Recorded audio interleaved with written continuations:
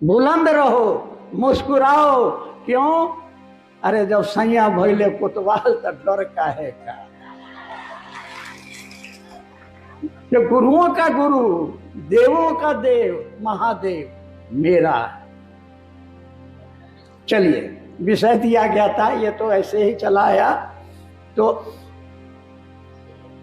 और एक बात और, जहां साहब की बात होती है, जब कभी शिव की बात चलेगी तो लोग साहब हरिनानंद और दीदी नीलम का नाम लेंगे। क्यों? कि हमारी दीदी नीलम आनंद ने मर मर के गुरु कार्य किया और मरते मरते गुरु कार्य किया। क्या किया? क्या किया? अरे लोगों के दिलों में शिव की शिष्यता को उतारने के लिए अपनी पद, अपनी गरिमा, अपने सम्मान को उतार के रख दिया। जो भी कोई उनके संपर्क में आया, सबको उन्होंने बस एक ही चीज दिया। क्या दिया? कि शिव मेरे गुरु हैं, आपके भी गुरु हैं। और मेरे साहब श्री हरिनानंद जी ने यही कहा कि धरती पर इस मानव शरीर से किया जाने वाला सबसे सुंदर काम है दूसरों को शिव गुरु की दया के आश्रय में जाने के लिए प्रेरित करना। इससे बढ़िया तप, इससे बढ़िया यज्ञ, इससे बढ़िया दान नहीं है। चलिए, तो शिव की शिष्यता, अगर हम पुस्तकों की ओर जाएं तो ये हजारों हजार साल विश्व की सबसे प्राचीनतम संस्कृति भारतीय संस्कृति है। और संस्कृति में शिव है, भारत की संस्कृति में शिव है। इसके कण कण में शिव विद्यमान है। और इस शिव के बारे में कहा गया कि यह शिव ही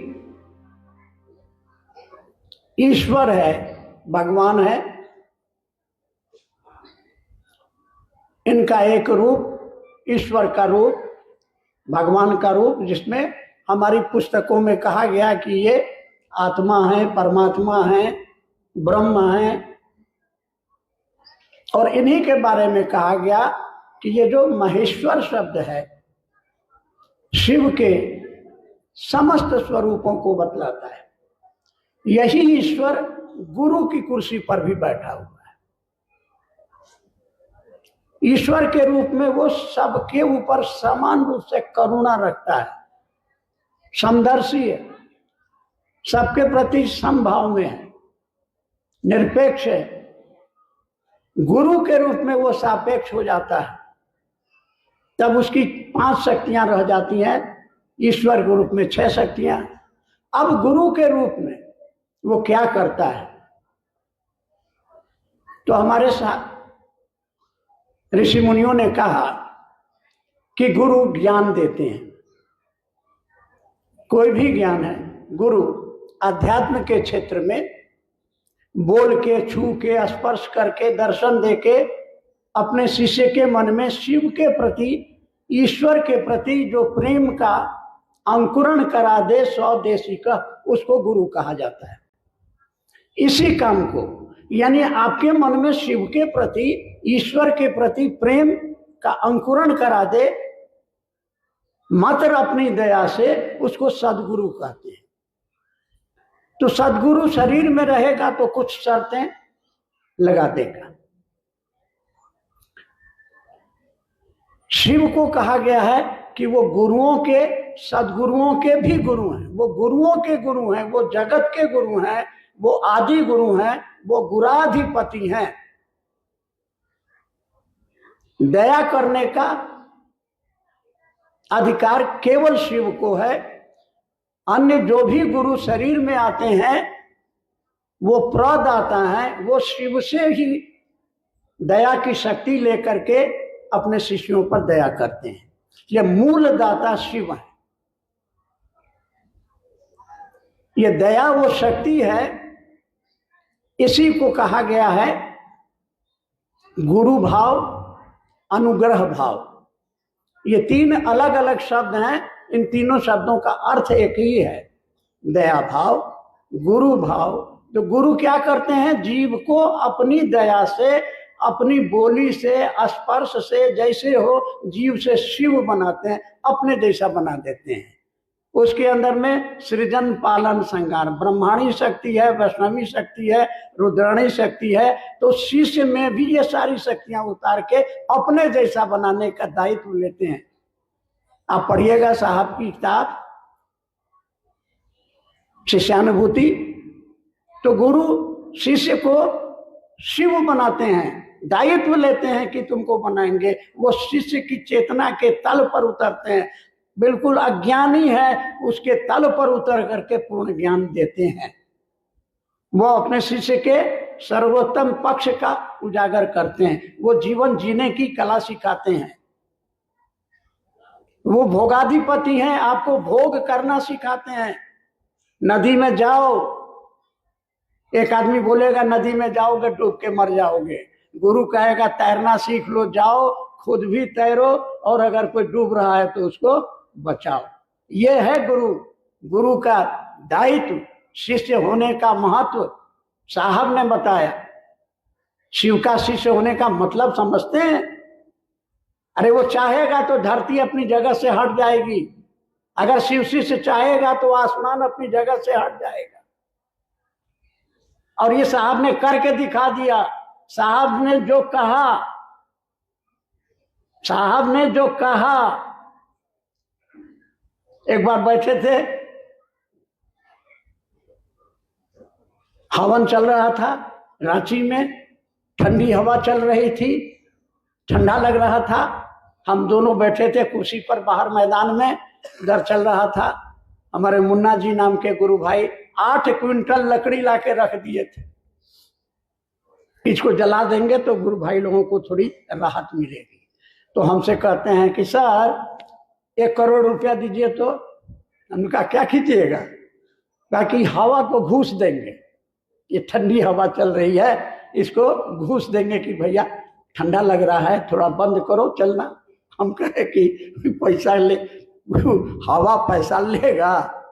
बोले ठहरिए, अभी 5 मिनट में 1 पत्ता नहीं हिलेगा। हम सुन लिए, हम भी सुन लिए, और 5 मिनट भी नहीं बीता, हवा का चलना बंद हो गया।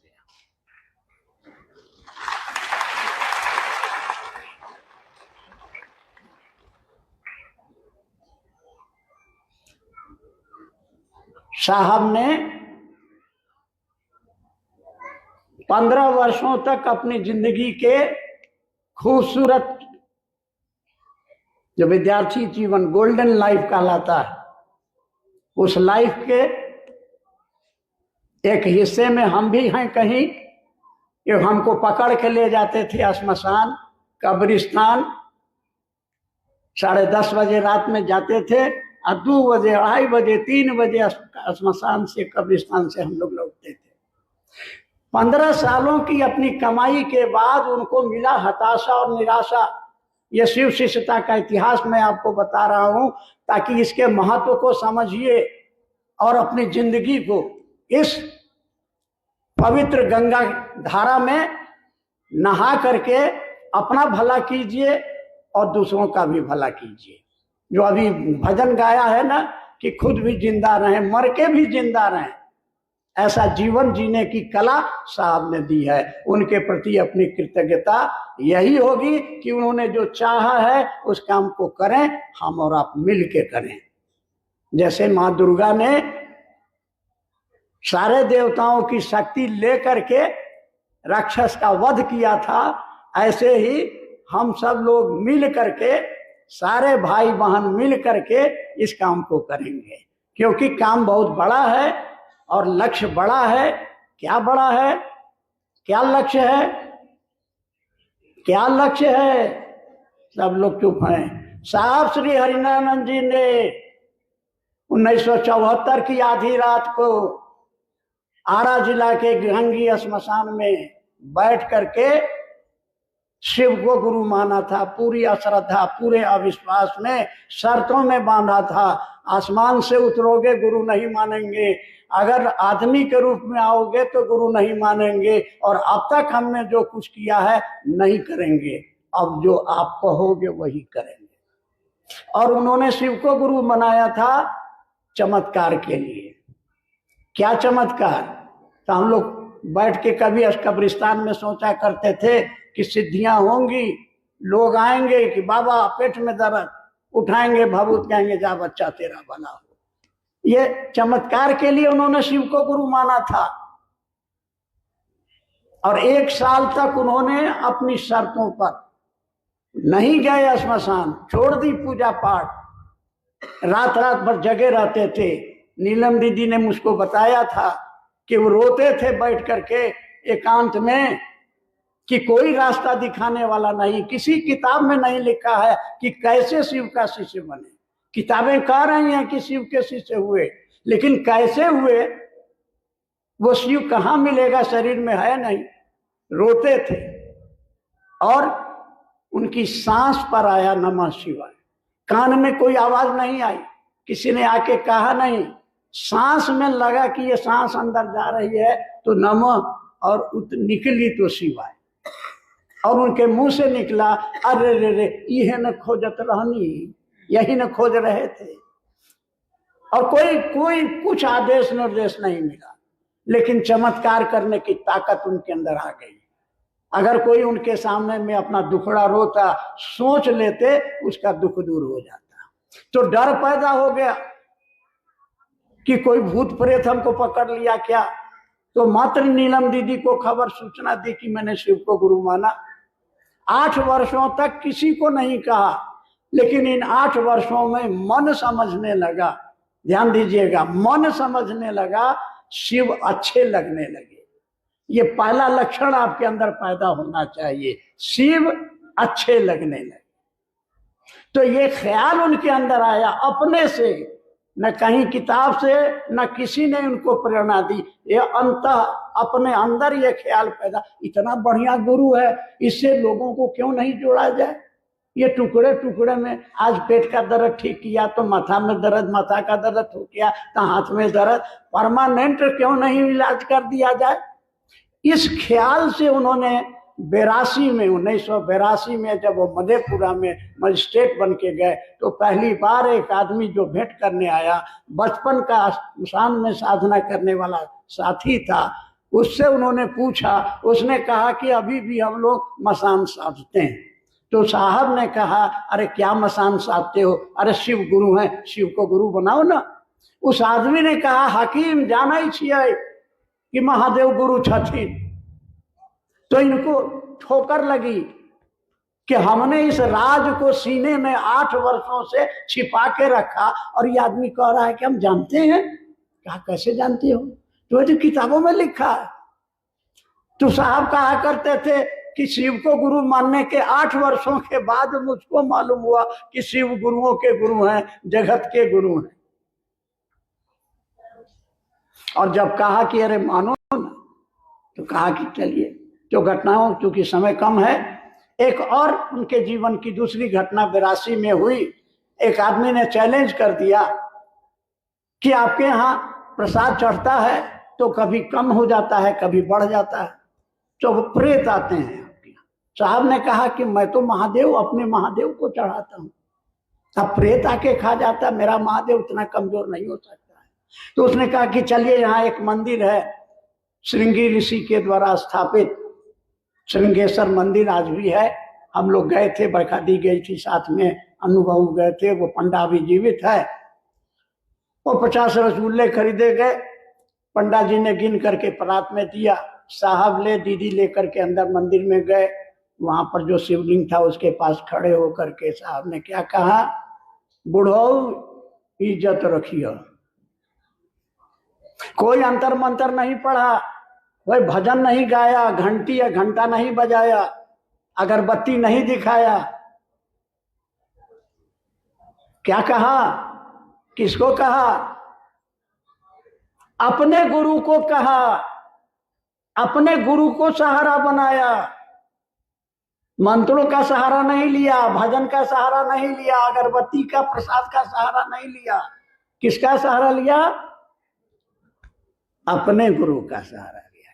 इसीलिए कभी बॉस कहते थे, कभी बुढ़ऊ कहते थे, तो महादेव को उन्होंने कहा बुढ़ऊ इज्जत रखिए, क्योंकि लोगों के बीच में हमारी फजीयत हो जाएगी कि आए थे महादेव को प्रसाद खिलाने, नहीं खिला सके, महादेव ने ग्रहण कर लिया।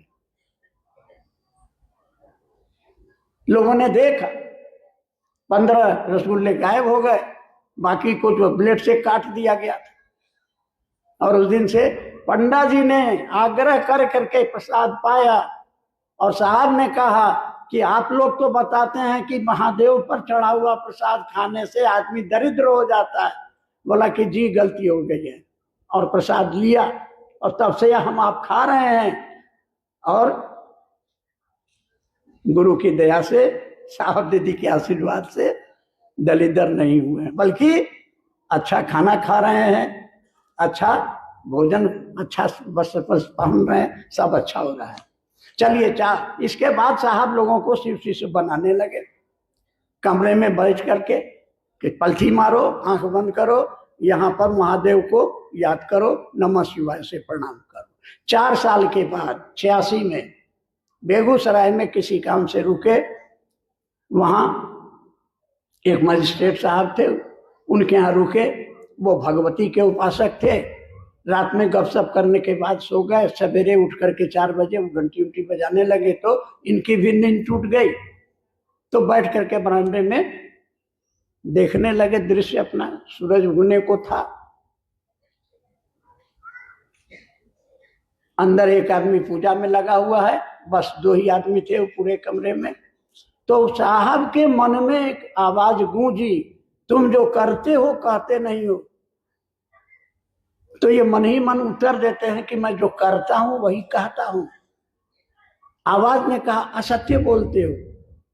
इन्होंने उत्तर दिया कि मुझको झूठ बोलने की आदत नहीं। असत्य का मतलब कि आप जानते नहीं हैं। बच्चे से पूछा 2 और 2 जोड़ के बताओ, उसने कहा 2 और 2 5। वो असत्य बोल रहा है, झूठ नहीं बोल रहा है, नहीं जानता है। आपकी जेब में 100 रुपया है, आपसे किसी ने मांगा कि हमारे बच्चे की तबीयत खराब है, हमको दवा लेनी है, 50 रुपया दीजिए ना।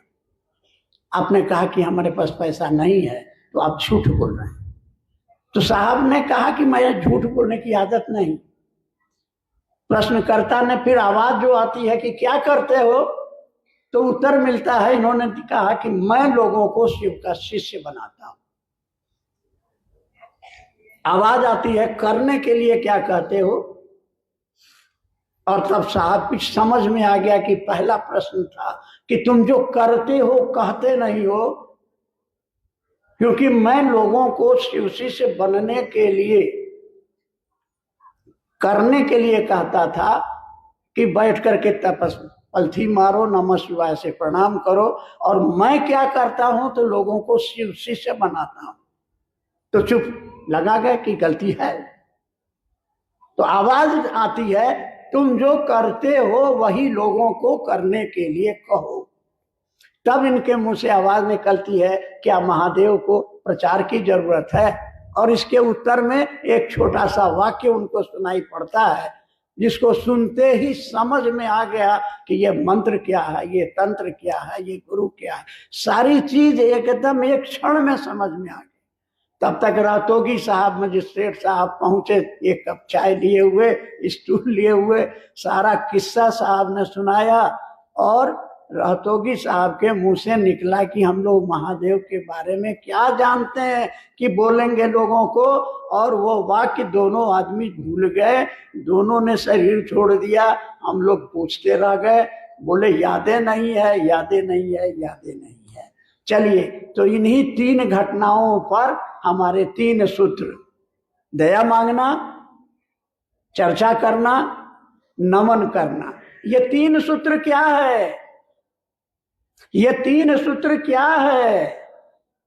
साहब ने कहा कि ये 3 सूत्र हमारा मन याद रखे कि शिव मेरा है, शिव मेरा है। ये साधन है, ये 3 सूत्र साधन है, ये 3 सूत्र सीढ़ियां हैं। इन सीढ़ियों पर चढ़ करके आप छत पर जाइएगा, तो इसका उपयोग कीजिए। हम और आप क्या गलती कर रहे हैं? हमारी और गलती क्या है? अभी जो विषय दिया गया गति और गतिरोध, गतिरोध यह है कि सीढ़ी कंधे पर रख करके, हमने एक बार पूछा था साहब से, 2003 में पूछा था कि आप इतना गुस्सा काहे करते हैं, पिंटो को गुस्सा क्यों आता है, वो फिल्म बनी थी उसी तर्ज पर। हमने कहा आप इतना गुस्सा क्यों करते हैं? तो साहब ने कहा था कि हमको गुस्सा इसलिए आता है कि मैंने सीढ़ी दी थी छत पर चढ़ने के लिए, और उसको आप कंधे पर रख करके वो रिक्शा कर लिया है, लाउड स्पीकर कर लिया है, हल्ला करते चल रहा है शहर में। यही है वो 3 सूत्र जिस पर चढ़ के छत पर चढ़ा जाता है। यही है गतिरोध, यही है वो गतिरोध। आपको दिया गया कि सीढ़ी पर चढ़ के जाओ छत पर। इन 3 सूत्रों की मदद से स्वयं शिव शिष्य बनो और दूसरों को शिव का शिष्य बनाओ। जब तक तुम दूसरे को शिव शिष्य नहीं बनाओगे, तुम नहीं बन सकते हो शिव शिष्य। लेकिन हम और आप क्या कर रहे हैं? चर्चा की आंधी में, साहब ने बार बार कहा कि चर्चा की आंधी में अपनी शिव शिष्यता मत खो देना। आपको टास्क दिया गया, ये 3 सूत्र क्या है? शिष्यानुभूति के पहला वाक्य लिखा हुआ है, शिव शिष्य होने में सहायक। ये 3 सूत्र आपको होना है, आपको शिव शिष्य बनना है और बनाना है। आपका उद्देश्य हो गया क्या?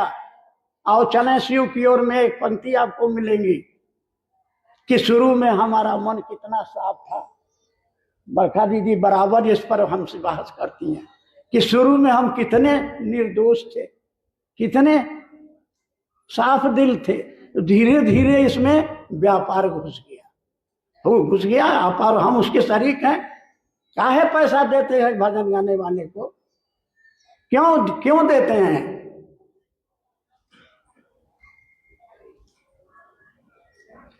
तो गलती यह है कि जो आपको करने के लिए, यही सवाल पूछा गया कि तुम जो करते हो कहते नहीं हो। हम जो कहते हैं वो करते नहीं है। कितने लोग हैं जो अपने घरों में रोज अपने महादेव के सामने बैठते हैं और कहते हैं कि हे शिव आप मेरे गुरु हैं, मैं आपका शिष्य हूं या शिष्या हूं, मुझ पर दया कीजिए। क्यों दया मांग रहे हैं? दया क्यों मांग रहे हैं? अरे दया क्यों मांग रहे हैं? स्पष्ट लिखा हुआ है, शिव शिष्य भाव, शिव मेरे गुरु हैं, मेरा मन नहीं समझ रहा है। इसका आधारशिला है ये जगत गुरु शिव की दया ही आपको शिष्य बनाती है। इसलिए गुरु का माने, साहब ने पहली बार बताया, गुरु माने संस्कृत में बहुत सारे वाक्य आपको मिलेंगे, दियते ज्ञानम क्षीयते पापम, लेकिन साहब ने एक नई परिभाषा दी, गुरु माने भारी। आपके मन में भारी, क्या भारी है? मैं और मेरा महादेव। एक लाइन और कहते थे, भूल गया सब कुछ, याद नहीं अब कुछ, मगर एक बात नहीं भूली, क्या? कि महादेव आई लव यू। क्यों? कि एकमात्र महादेव ही है जो सत्य है, बाकी तो दुनिया है।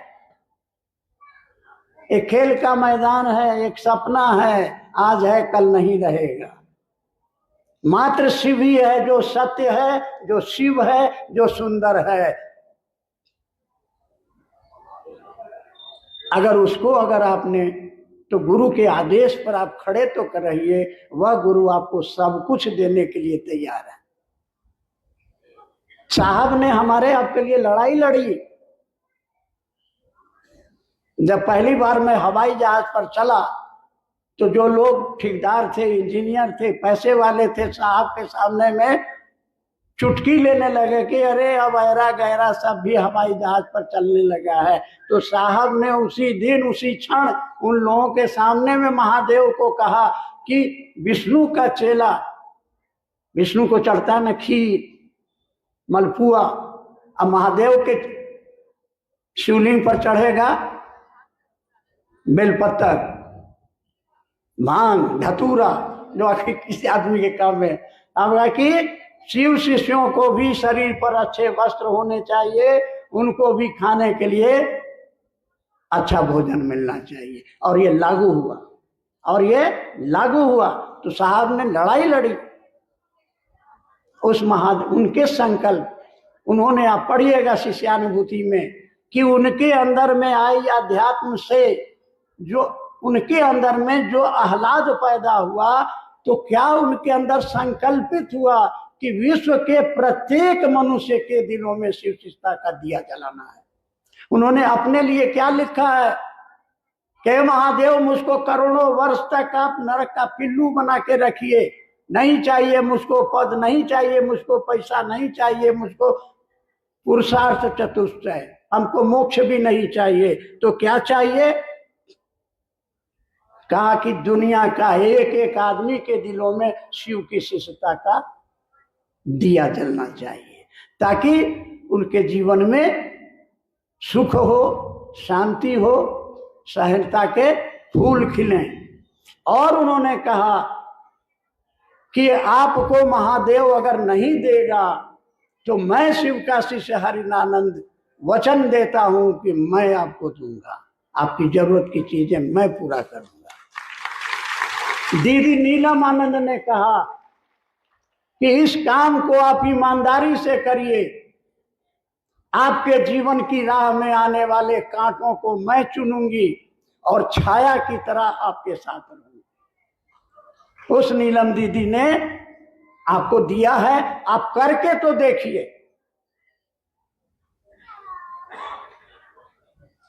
साहब ने महादेव को चैलेंज किया कि लोग आपसे दया मांगते हैं, आप दया क्यों नहीं करते हैं? महादेव ने उनको कहा कि हमसे कोई दया मांगता ही नहीं है, मैं तो देने के लिए बैठा हूं।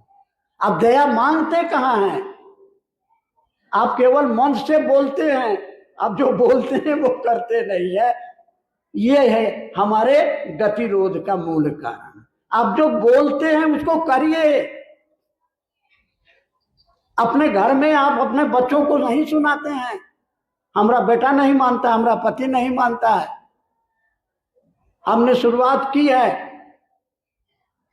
नेपाल में एक जगह शुरू किया था और उस पर करीब 20,000 से ज्यादा उस पर लाइकिंग आया था।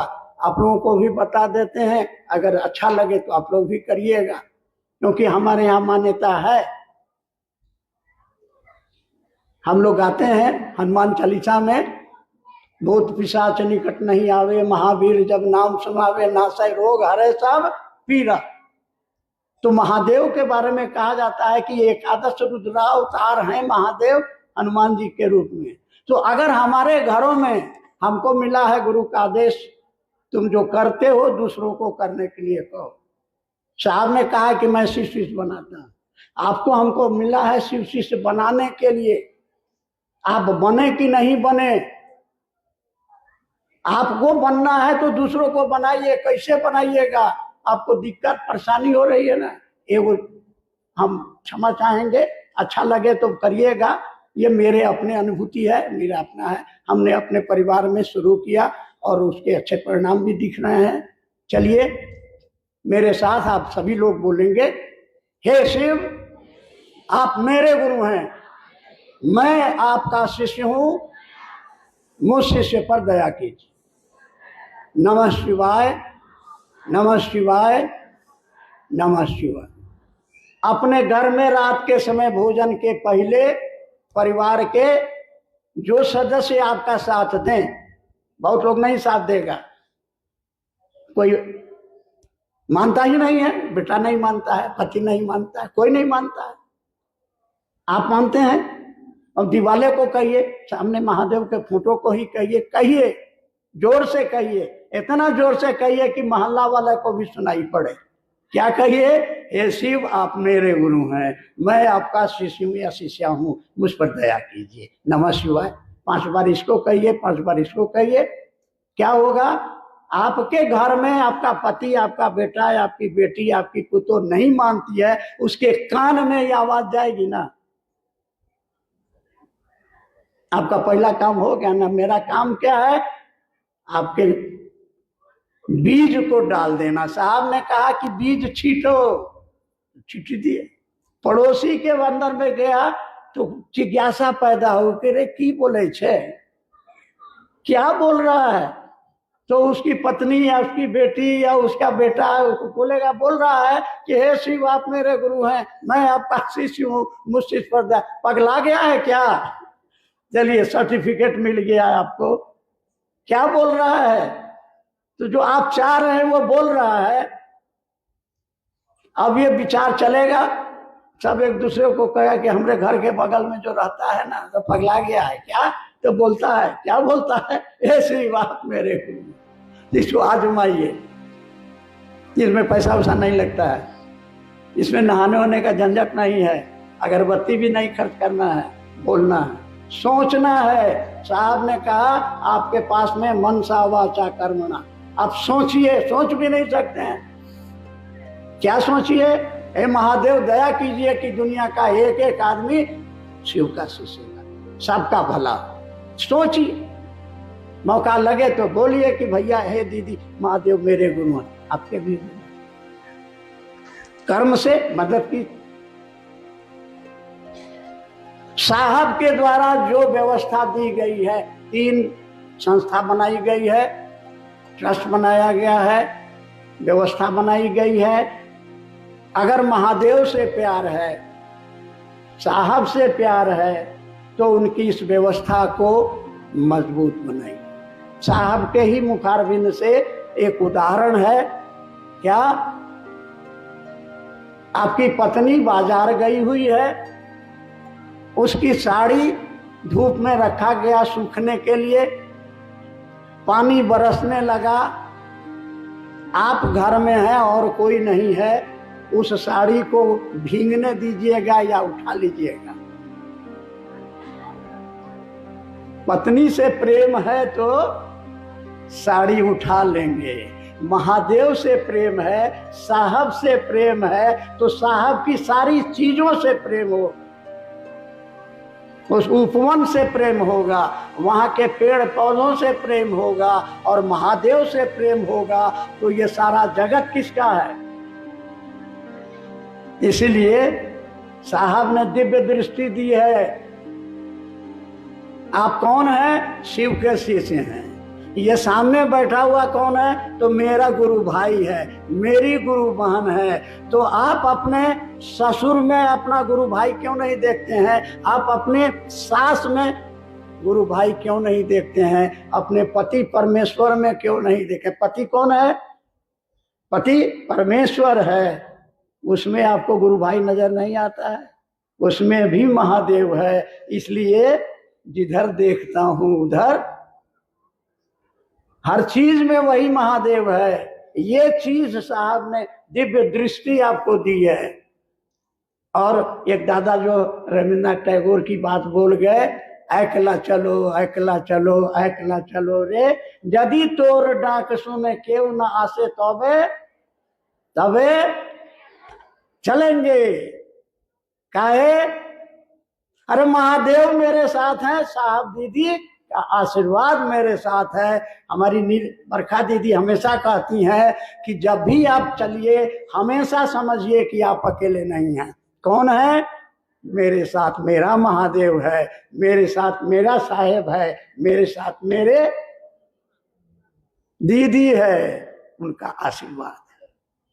चलिए, बहुत समय लिया आपका, उल्टा सीधा हुआ हो तो माफ करिएगा। आप सभी के चरणों में प्रणाम।